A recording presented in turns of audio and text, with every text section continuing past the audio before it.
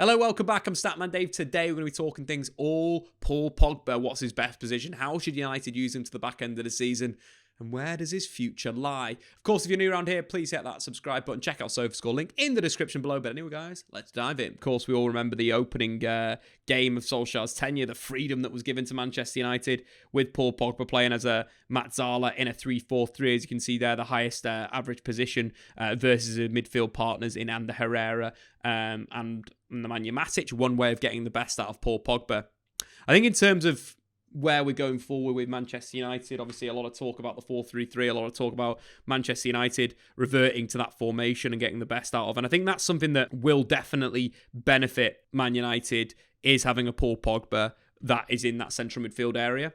For me, Paul Pogba and the tactical side of things, we've seen him a lot, in recent weeks against Middlesbrough, playing more in a 4-2-3-1 and having a slightly deeper starting position than Bruno Fernandes. I just don't think that's the best way, the best methodology to get the best out of Paul Pogba. You want Pogba in a starting high position so he can link with the attackers. The best things Pogba does that we see at times is kind of those those moments where he takes a little bit of control of the game, where it's little 1-2s, little passes, little through balls to the wide area, or cutting the ball back to the flank. Having Paul Pogba being that creative linchpin in the middle third for me is when you see some of his best football. So starting him higher in a 4-3-3, I think is really, really important for Manchester United. I feel like when he's playing in a deeper area, not only have you got to worry about the defensive side of his game against the ball, where he's dropping back to, not pressing at the wrong time and so forth. I think he's shown some good moments in defensive midfield, don't get me wrong, but I just feel having him higher up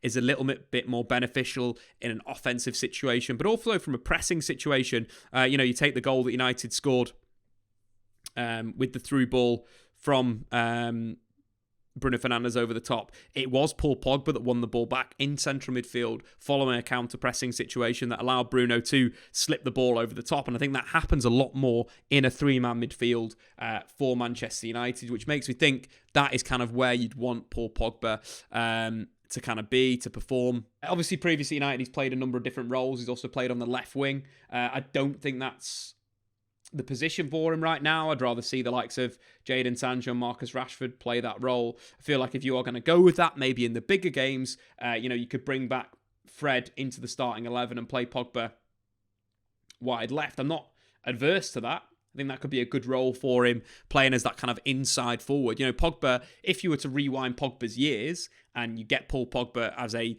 18-year-old, you either play him as a centre forward or you play him as a left winger, and you play that for the entire career, because naturally Pogba is more of an attacker than a defender. And when you take a look at, for example, Fred this season has made the most ball recoveries, tackles and interceptions for Manchester United. So maybe playing Pogba on the left wing in certain games like he did against Leeds United at the start of the season, you could see some real fluidity there. I think the only issue with that midfield is you'd probably have to move Bruno to the right-hand side of central midfield to allow Fred to do the sort of defensive work rate, considering Luke Shaw's probably going to be a lot higher.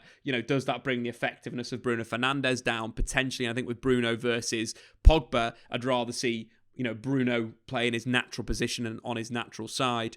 It definitely can work with free eights. I think the other side of that free eights, the build-up and the asymmetric nature of Manchester United could be in full flow. When you're considering Pogba as a free eight with Bruno Fernandes in that midfield zone. I think there's just a few positional things that need to change. Rashford and Sancho need to keep the width and the depth of the team. Ronaldo can kind of drop off. I feel like Shaw could rotate round and become a third centre-back with Diogo Dalot joining Scott McTominay in central midfield. I think that's a good possession setup for United to be able to play through. I think that gives United two players to play between the lines, but also two pivot points in McTominay. I think that gives a much better structure for United in possession. That's something that I would like to see going forward. As much as you could see Diogo Dalot in that central area, there's also that fluidity of him rotating on the outside. If Sancho drops in and Paul Pogba drops into a defensive midfield area just to get on the ball and play, I think there's a lot of variation from this midfield triangle on the right, and I want to see that more and more. I think Sancho is the perfect player to play with Paul Pogba because they both like these little quick interchanges and moving the ball forward. I feel like that could get the best out of Paul Pogba in this three-man midfield. I think for the rest of the season, what we want to see from Paul Pogba is a continuation of performances. Pogba's contract expires at the end of the season.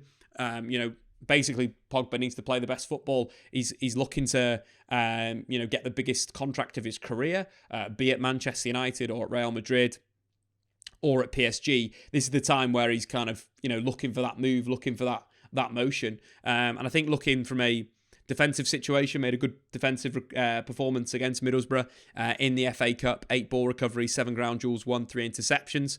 But I do think it's that kind of, you want him higher at the pitch. You want him to be effective.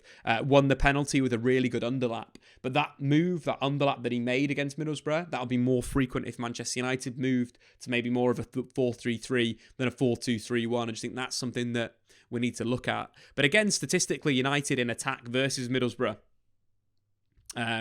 were very, very good, and one of the best performers in terms of chance creation under Ralf Rangnick. Had 71% of the possession, created a total of 30 shots, 25 chances created, 7 big chances created, only scored 1 goal. But having Pogba in the side allowed for more creativity, and that's what will happen, come the end of the season, be it if Paul Pogba's at Manchester United in a three-man midfield, or let's say he's gone over to Madrid and is going to be partnered up with a Casemiro, a Toni Kroos, a Camavinga in that central midfield area, or alternatively over to PSG, where rumours are that Zinedine Zidane will join the club at the end of the season as manager. Pogba in a three-man midfield with Messi as a false 9 could also work quite well with Verratti. So there's a lot for Pogba to do, but the big thing is he needs to play well. His form needs to be good, so that is a big challenge come the end of the season. Thanks for watching, guys. Do get in the comments below, where will Paul Pogba be playing next season? I've been Statman Dave. Subscribe if you're new. Check out SofaScore. See you later.